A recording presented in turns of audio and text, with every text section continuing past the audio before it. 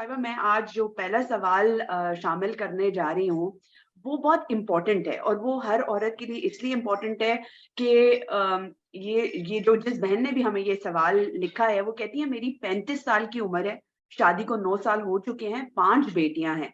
सच बात ये है कि बेटे के चक्कर में मेरे शौहर और घर वाले बज़िद हैं कि एक और कोशिश कर लेनी चाहिए।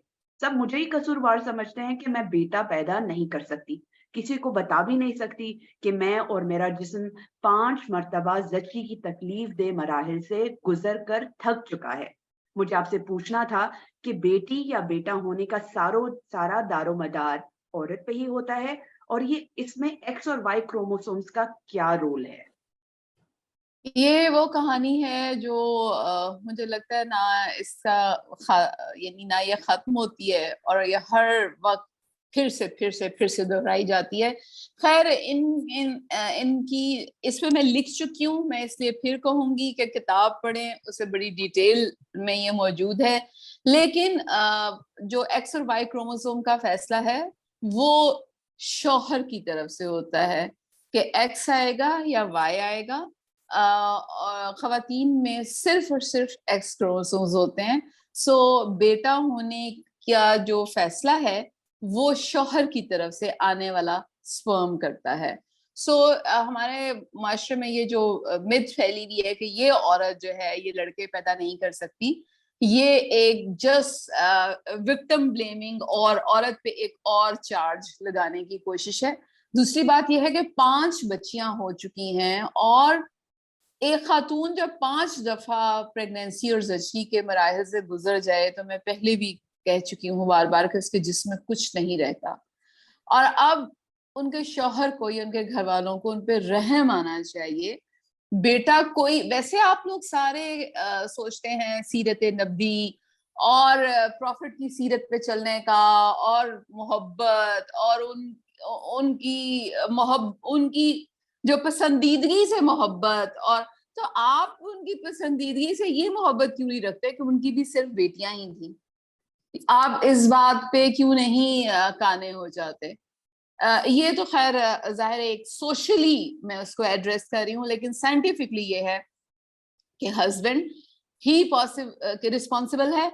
अच्छा, एक मजेदार बात जो मैं छोटी के साथ नहीं कह सकती, लेकिन इट हेल्प्स, तो उस पे हम, मेरा ख्याल है, एक अलहदा से प्रोग्राम रखेंगे, क्योंकि मेरे सामने बहुत सारे लोग हैं जिन्होंने उस पर प्रैक्टिस किया। एक चाइनीज कैलेंडर आता है और उस चाइनीज कैलेंडर पे कुछ कैलकुलेशंस हैं according to the women's age और मंथ्स, कि किस मंथ में हमल ठहरे तो लड़की होगी और किस मंथ में हमल ठहरे तो लड़का होगा।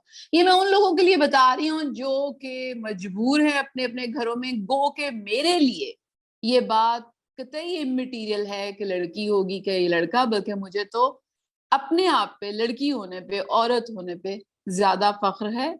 और मेरा नहीं ख्याल कि लड़का आपके सर पे कोई कलगी एक अदद ज्यादा लगा देता है जो कि एक औरत नहीं लगा सकती। उस चार्ट पे हम प्रोग्राम कर सकते हैं सिर्फ उन लोगों की हेल्प के लिए जो इस तरह की खवातीन जो है वो दूर दराज इलाकों में हालात से मजबूर होकर बैठी हुई हैं। और ये अच्छा सिलसिला डॉक्टर जो साहब। है कहीं जी। रुकता नहीं है। बिल्कुल मेरे अपने जी। घर के मुलाजिम जो हैं, एक ने 7 बेटियां पैदा की एक बेटे के चक्कर में, एक की 6 बहनें हैं और वो एक वाहिद भाई है। मतलब ये तो मेरे अपने घर के हैं और उस मुलाजिम जो हैं। इसके अलावा आप जिधर देखें तो कहा यही जाता कि जी पहली औलाद तो औलाद नरीना बेटा ही होना चाहिए। अब अगर नहीं हुआ दूसरी तीसरी चौथी बेटी तो वो सिलसिला फिर वो चलते ही रहना चाहिए हत्ता कि वो औरत मर जाए और फिर भी बेटा बिल्कुल। पैदा, फिर आप दूसरी शादी कर लेंगे। अच्छा, इस सिलसिले में मैंने अब देखें, कभी हम भी बरसगीर का हिस्सा थे, यानी जब ये इकट्ठा था और हम एक ही नेशन या रेस या कुछ भी कह सकते हैं, लेकिन चूंकि मैं यहाँ बहुत ज्यादा इंडियंस के साथ काम करती हूँ तो मैंने एक ह्यूज चेंज देखी है उनकी मेंटालिटी में कि एक या 2 बच्चे और इररिस्पेक्टिव ऑफ दिस थिंग कि वो लड़की या लड़का, यानी अगर वो लड़की भी हो गई तो वो ठीक है, और अगर वो लड़का भी हो गया तो ठीक है, लेकिन उससे आगे नहीं जाना।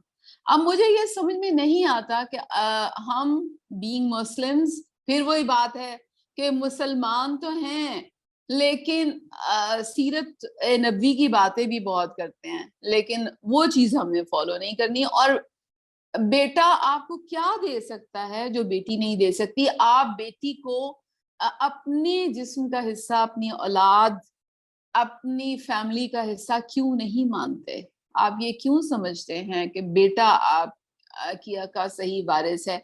अगर समझा जाए तो फिर हजूर की औलाद तो हजरत फातिमा से चली है, फिर वो तो एक वो उसकी बात करें कि फिर वहां अगर आप वो मानते हैं तो फिर वो उनकी जो नस्ल है वो तो हजरत फातिमा से चल रही है, तो फिर ये कैसे?